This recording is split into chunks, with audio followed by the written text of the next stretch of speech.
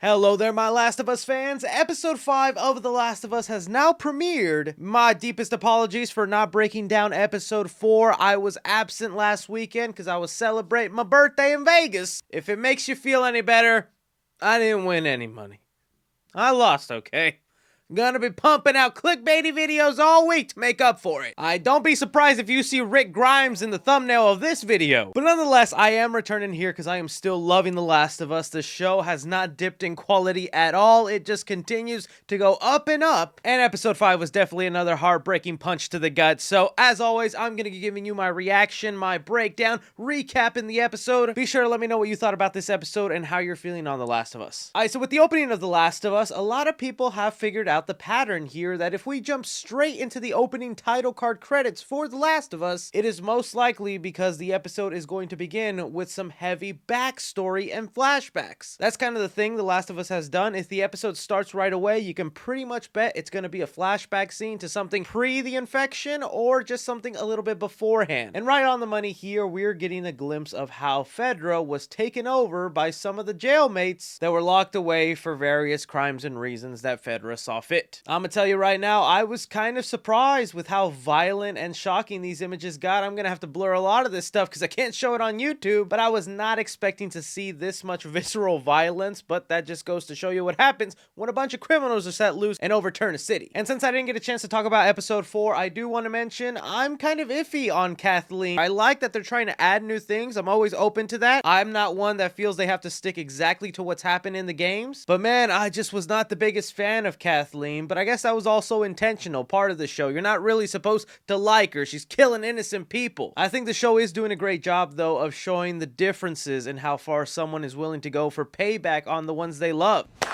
You're informers. Inform. I guess they don't know. Kill them. You know, we had the Bill and Frank episode just showing how beautiful love can be in this type of environment. Now we're seeing the toxicity that can also cause with someone like in Kathleen, who lost her brother to an informant. These people who survived just by ratting out others in the town to Fedra. I just found it kind of hard to believe she would have this much control over her entire resistance. The way her vendetta was just putting her people in danger and then just outweighing the benefits of getting some revenge really didn't make that much sense to me. I just kept thinking, how are these guys holding the guns, not shooting her for all this? Your brother was a great man. We all loved him, but he didn't change anything. You did. When it came to Henry and Sam, I did enjoy the change of making Sam deaf and them having to communicate through sign language. I feel it just made their brother bond that much stronger. The other difference in the game here on how he meets Joel, I thought was a fine change. Either way would have really worked. Instead of them just casually meeting as Joel is breaking in through a window and then going through a little tussle, Henry making it his mission to meet up with Joel and say, hey, we need to partner up because I don't know how to protect myself. You obviously do. I know the way out of town. Let's do this. Even the conversation between Joel and Henry here about him being a collaborator with Fedra and then Joel just being kind of pissed off with that because it'd be people like him that could get him arrested or dead back in his hometown. He was frequently sneaking out of the QZ with Tess to go meet up with Bill and Frank, round up supplies, and do whatever they needed to. It would have just taken one informant like Henry to say Joel is sneaking out and then a bullet to the brain for Joel it is. I'm also never gonna get tired of them just recreating set pieces from the video game, like the underground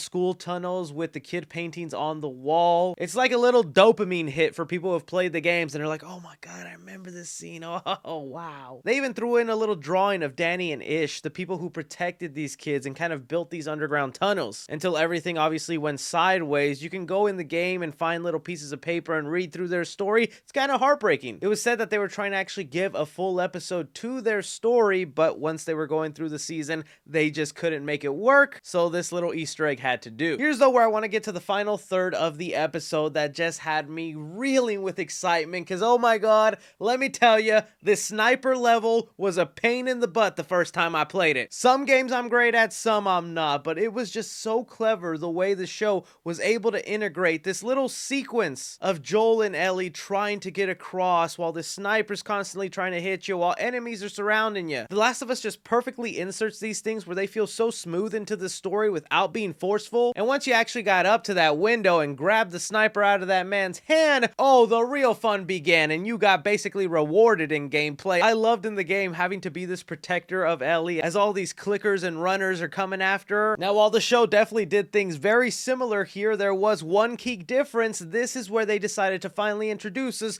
to a bloater. In the game, the first time you encounter a bloater is whenever you're partnered up with Bill and Ellie going through the town, entering the school in the gymnasium. That obviously didn't happen in the show since Bill ended up dying even before Ellie could meet him. And let me tell you, this is a much better way to introduce the bloater, because while having them show up in the gymnasium early on would have been cool and threatening, having to avoid him, here we get to see the ultimate power of a bloater. He was tossing bodies left and right. In the game, if this thing touches you, you're basically done. It's one of the most gruesome kills on screen that I don't even know how much I can show you, but they managed to put that sequence in the actual show. I'm also really thankful they finally introduced this here, because one of the most common complaints I've been seeing is like, where's all the action? Where's the zombie fighting? Where's the gun shooting? Everyone's just talking story development characters. Okay, I could kind of understand people wanting some zombie action, wanting to see people get bitten down and exploded up, and I feel like they gave you that little bit right here. I definitely stood up a bit and had my eyes glued once I saw all of those people running out of that hole. But not as happy as I was after Kathleen finally bit the dust thanks to a little kid clicker, which is really fitting because just seconds ago she was talking about, it's okay, kids die sometimes, it doesn't matter. But once our crew escapes, it basically becomes beat for beat to what happens in the video games. They have a nice heart-to-heart. They think they've made it past. They're gonna team up and go to Wyoming together, only to realize that Sam was bitten and turns the next morning. I was kind of curious to what Ellie was trying to accomplish here with actually cutting herself and rubbing her blood on Sam. I had to believe she didn't genuinely think that would work, and this was just kind of her way to maybe ease him into his death, knowing that it's coming, that maybe she could have made it a little bit more peaceful. But even though it was beat for beat to what happens in the game, I think this was still a heartbreaking way for these two characters to go, and it also just shows you